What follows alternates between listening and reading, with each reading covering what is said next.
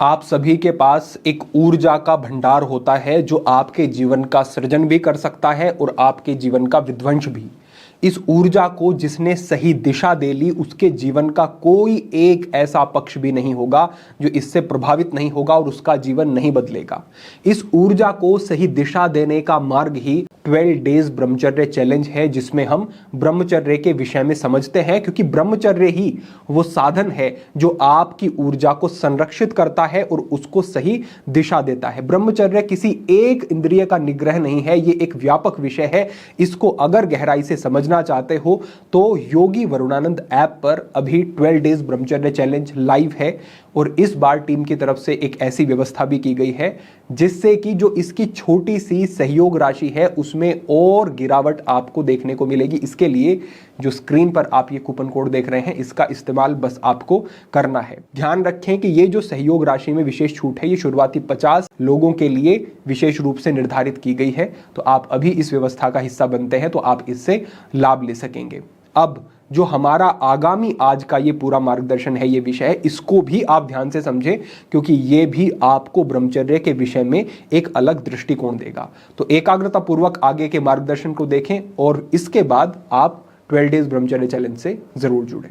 नमो नारायण। जिस तरीके से आपकी अगर कोई बहुमूल्य वस्तु खो जाती है तो आपको बड़ा कष्ट होगा, इसी तरीके से जब एक व्यक्ति वीर्य नाश करता है तो क्योंकि सबकॉन्शियसली उसे भी पता है कि ये जो धातु है ये अत्यंत मूल्यवान है और आपके शरीर को भी ये पता होता है कि जब धातु शरीर से बाहर जाता है तो कितनी कमी शरीर में पड़ती है, कितनी क्षति शरीर की होती है, तो स्वाभाविक रूप से आपको भी वीर्य नाश के बाद बुरा अनुभव होता है, नकारात्मक अनुभव होता है और आपको लगता है कि जो आपने किया वो करने योग्य नहीं था, आपको नहीं करना चाहिए था।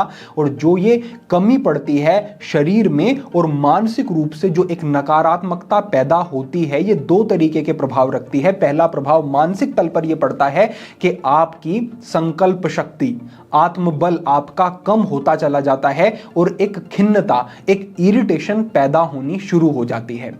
आपके अंदर उत्साह की भी कमी पड़ती चली जाती है। शारीरिक तल पर प्रभाव यह होता है कि ओजस की कमी पड़नी शुरू हो जाती है और ओजस क्या है? प्राण का एक मुख्य स्रोत है, यानी कि समझें कि आपकी प्राणिक शक्ति भी धीरे धीरे कम होती चली जाती है। इसी तरीके से आपको समझना होगा कि जो एक वीर्यहीन व्यक्ति होता है और एक वीर्यवान व्यक्ति होता है उनकी कोई तुलना नहीं है, वो कभी एक से नहीं होंगे। वो अलग दिखेगा, जो वीर्यवान होगा अलग अनुभव करेगा, अलग मानसिकता होगी और अलग तरीके से एक विशेष शांति के साथ वो जीवन व्यतीत करेगा। और केवल शरीर की बात नहीं है, मैं कह रहा हूं मानसिक रूप से भी एक अलग उत्साह और प्रसन्नता बनी रहेगी।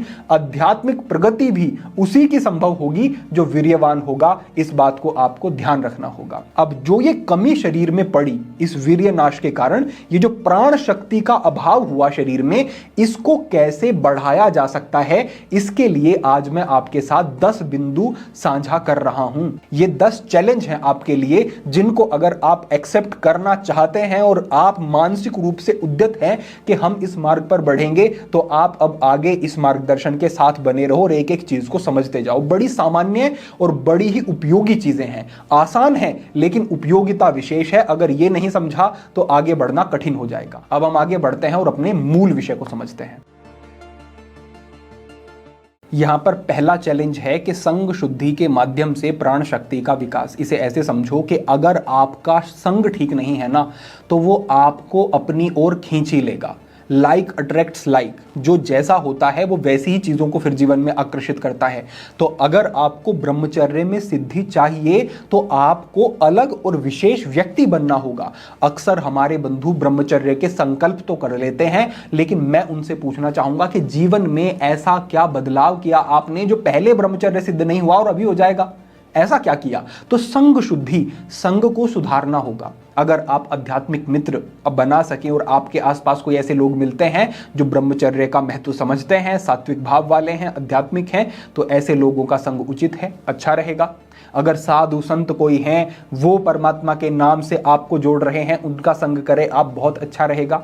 अगर और भी कुछ नहीं है, आप गाय के संपर्क में जाते हैं, यहां से आपको सात्विक ऊर्जा मिलती है। हाथी के संपर्क से सात्विक ऊर्जा मिलती है, घोड़े के संपर्क से सात्विक ऊर्जा मिलती है, खरगोश के संपर्क से भी सात्विक ऊर्जा मिलती है। ये जो पशु हैं जो कि सात्विक भाव वाले, सात्विक वृत्ति वाले होते हैं, इनके संपर्क में जाने से भी प्राण शक्ति का विकास होता है।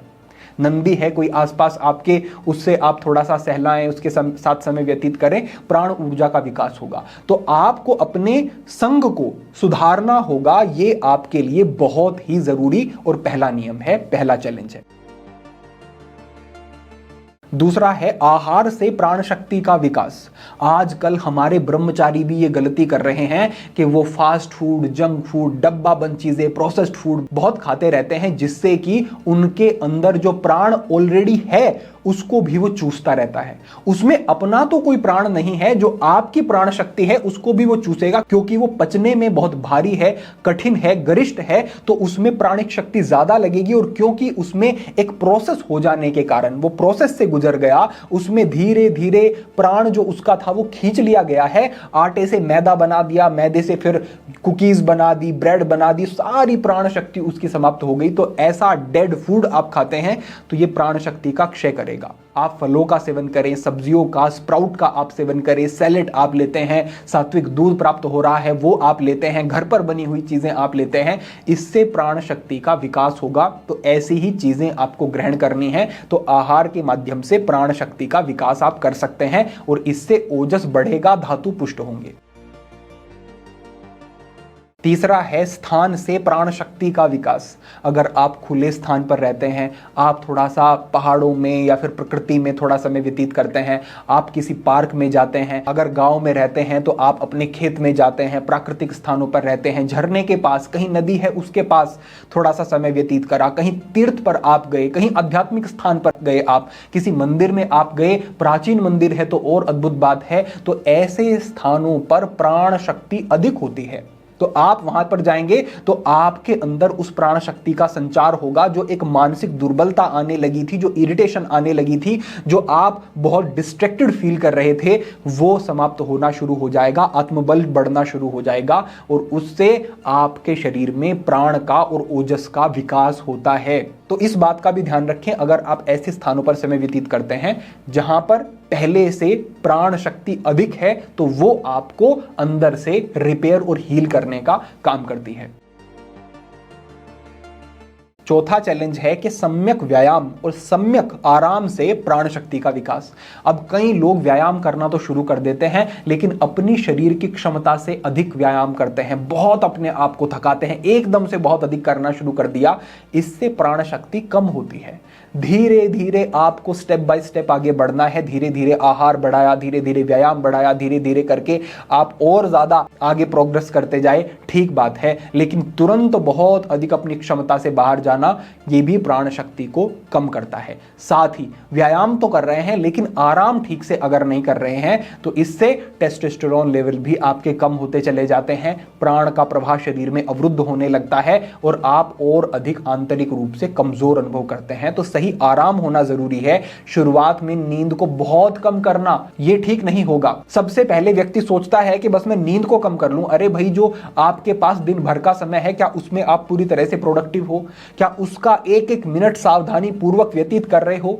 अगर हां, तो फिर सोचो कि हाँ, नींद को कैसे कम किया जा सकता है। धीरे धीरे वो भी थोड़ा सा उस पर काबू किया जा सकता है, लेकिन पहले तो आप अपने आप को पूरा प्रोडक्टिव बनाओ और अच्छे से 6 से 7 घंटे की नींद लो। ये आपके लिए आवश्यक है, इससे भी प्राण शक्ति का विकास होगा।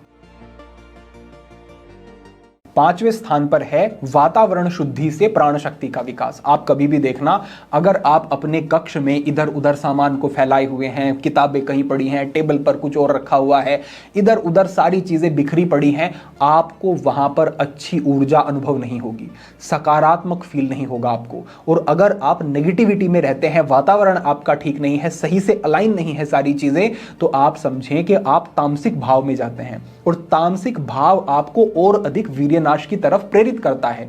तो आज आपका चैलेंज ये है कि जहां भी आप रहते हैं, आपके घर में कोई एक अलग से कमरा आपका है, आप कहीं बाहर रहते हैं, वहां आपका कक्ष है, आप इतना करें कि आप सही से रोज झाड़ू लगाएं, पोछा लगाएं, सही से पुस्तकों को अपनी आप रखें, ठीक तरीके से सब चीज़ें सफाई आप करें। कोई प्लांट है अंदर, अच्छा प्लांट आप रख लें। कुछ सुगंध के लिए आप कोई छोटा सा आप हवन अग्निहोत्र कर सकते हैं तो ठीक है, अन्यथा कुछ भी धूप बत्ती अगरबत्ती थोड़ा आप लगा सकते हैं, जो भी आपको ठीक लगता हो। इस तरीके से आप अगर करते हैं और छोटा सा स्थान भगवान के विग्रह का वहां पर बनाओ, वहां पर कोई आध्यात्मिक पुस्तकें आप ठीक प्रकार से रखो, आप देखना, इतना करके देखो आप, और इससे ही कितना सकारात्मक आपको अनुभव होगा और आप बहुत बेहतर तरीके से अपने काम को भी कर पाएंगे, प्रोडक्टिविटी भी आपकी बढ़ेगी और ब्रह्मचर्य साधने में आपको सुविधा होगी। तो आपका वातावरण भी आपकी मानसिक ऊर्जा को और मानसिक स्थिति आपकी प्राण शक्ति को प्रभावित करती है। तो ब्रह्मचारी जहां पर रह रहा है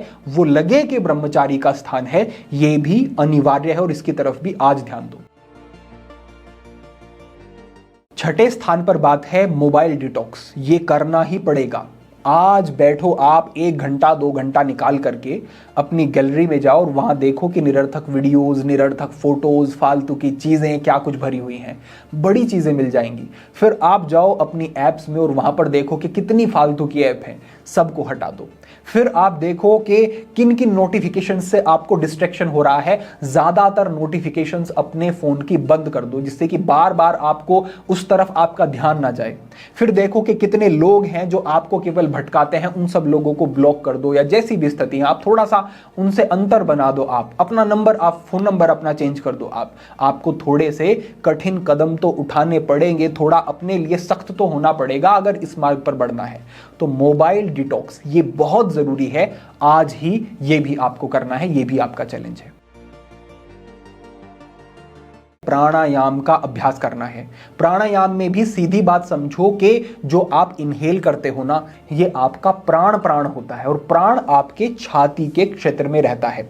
अब आपके शरीर में अलग अलग कार्यों के लिए अलग अलग प्राण काम करता है। जैसे नाभि के क्षेत्र में समान प्राण, उससे नीचे आपका रिप्रोडक्टिव सिस्टम पूरा अपान प्राण से प्रभावित होता है। तो ये जो आप सांस लेते हो, ये बाकी के सारे प्राण को ऊर्जा देने का काम करता है। तो केवल बैठ करके, आंखें बंद करके, कमर गर्दन सीधी करके गहरी सांस अंदर लो। जब सांस अंदर जा रही है तो पेट थोड़ा बाहर आए, जब सांस बाहर जा रही है तो पेट थोड़ा अंदर जाए। लंग्स पूरे फैलने चाहिए, आंखें बंद रखो, सांस को धीमा रखो। 15 मिनट प्रतिदिन, इससे ही बदलाव आने शुरू हो जाएंगे और आप शांत तो अनुभव करेंगे ही, लेकिन ये सीधा तरीका है प्राण शक्ति को बढ़ाने का शरीर में। और जितना प्राण होगा, जितने प्राणवान आप होंगे, उतना ही अद्भुत आपका शरीर, मन और उतनी ही बेहतर स्थिति आपके ब्रह्मचर्य की होगी, ऐसा आप समझो।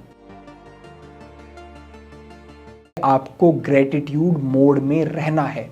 ग्रेटिट्यूड के बारे में हम अपनी जो सिद्धि सूत्र साधना प्रातःकाल का ध्यान है, वहां पर भी बहुत बात करते हैं कि अगर आप धन्यवाद करते हो तो आप अपने जीवन की एक पॉजिटिव साइड देख रहे हो। आपके जीवन में ज्यादातर चीजें बेहतर चल रही होती हैं। बस हमारा स्टेट ऑफ माइंड ऐसा होता है कि हम नेगेटिविटी को ज्यादा हाईलाइट करके देख रहे होते हैं। हमारा परिवार अच्छा है, हमारे पास खाने को अच्छा, पहनने को अच्छा, हम आगे भी बढ़ रहे हैं, लेकिन कोई एक चीज ठीक नहीं तो इन 10 चीजों को छोड़ देंगे, एक चीज को पकड़ करके बैठेंगे। ये स्थिति हमें बहुत नकारात्मक करती है और हम तनाव की स्थिति में फंसते चले जाते हैं। आप केवल धन्यवाद करना शुरू करो। रोज भाई संध्या में बैठ करके मैं 5-10 चीजों के लिए धन्यवाद करूंगा। जो चीजें मुझे आज अनुभव हुई हैं, आज जो मेरे साथ बेहतर हुआ है, मैं रोज धन्यवाद करूंगा। करके देखो और फिर देखना कि कितना बड़ा शिफ्ट ये एक छोटी सी आदत आपके जीवन में लाती है। भगवान का उन सब चीजों के लिए धन्यवाद करो जो आपको मिला है। ये बहुत ही अद्भुत काम करेगा और इससे भी शारीरिक, मानसिक, आध्यात्मिक प्रगति आपकी होगी। और ब्रह्मचर्य सिद्धि में ये अनिवार्य है कि आप इन सभी तलों पर बेहतर हों। तो ये भी आपको करना है। और अंतिम है पुरुषार्थ। पुरुषार्थ का संकल्प आपको लेना है।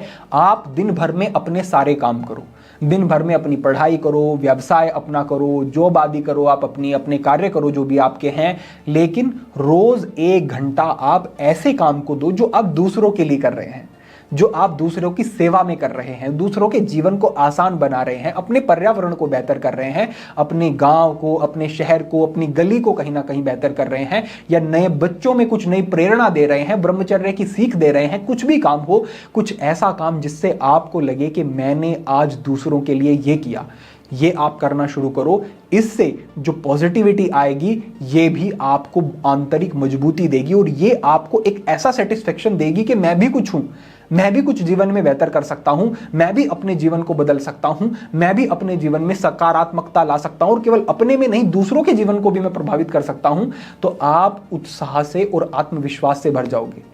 आत्मविश्वास की कमी ही आपको अपने संकल्पों को पूरा नहीं करने देती है। आप ये करके देखो, जब आत्मविश्वास होगा तो आप हाई वैल्यू पर्सन बनते चले जाओगे, और ये जो हाई वैल्यू पर्सन है ये कुछ भी अपने जीवन में आसानी से साध सकता है। तो ये पुरुषार्थ संकल्प आप आज से लो और इस दिशा में कार्य करना शुरू करो। इन चीजों की तरफ अगर आपने ध्यान दिया तो आप अपनी प्राण शक्ति को बढ़ा सकते हो, और ये एक अलग दृष्टिकोण है। शायद आपने अब तक इस तरीके से ब्रह्मचर्य को नहीं देखा होगा, लेकिन इन छोटी छोटी चीजों पर जब हम ध्यान देते हैं तभी हम ब्रह्मचर्य में सिद्धि प्राप्त कर सकते हैं। अन्यथा बहुत बड़ी बड़ी चीजें एकदम से बदलाव करना, एकदम से मनोनिग्रह, ये संभव नहीं होता। फाउंडेशन पे, रूट पे काम करो, जिससे कि आपका आत्मबल बढ़े, आत्मविश्वास बढ़े और ब्रह्मचर्य सिद्धि आपके लिए आसान हो जाए। तो हमारे ब्रह्मचारी इन 10 बातों का ध्यान रखें। मैं पक्का कहता हूं बड़ा आंतरिक बल आपको मिलेगा और आपको अपने जीवन में बड़े सुधार देखने को मिलेंगे। अपेक्षा है कि पूरा मार्गदर्शन ये ठीक से समझ आ गया होगा और इसका आप अपने जीवन में प्रयोग करते हैं, इसको लाते हैं, तो निश्चित रूप से लाभ तो होंगे ही। तो आज के लिए आपके लिए यही एक प्रेरणा थी, यही एक मार्गदर्शन था। भविष्य में अन्य महत्वपूर्ण विषयों पर मार्गदर्शन होता रहेगा। सभी के लिए प्रार्थना, सभी के लिए मंगल कामना। आज के लिए इतना ही। ओम नमः शिवाय।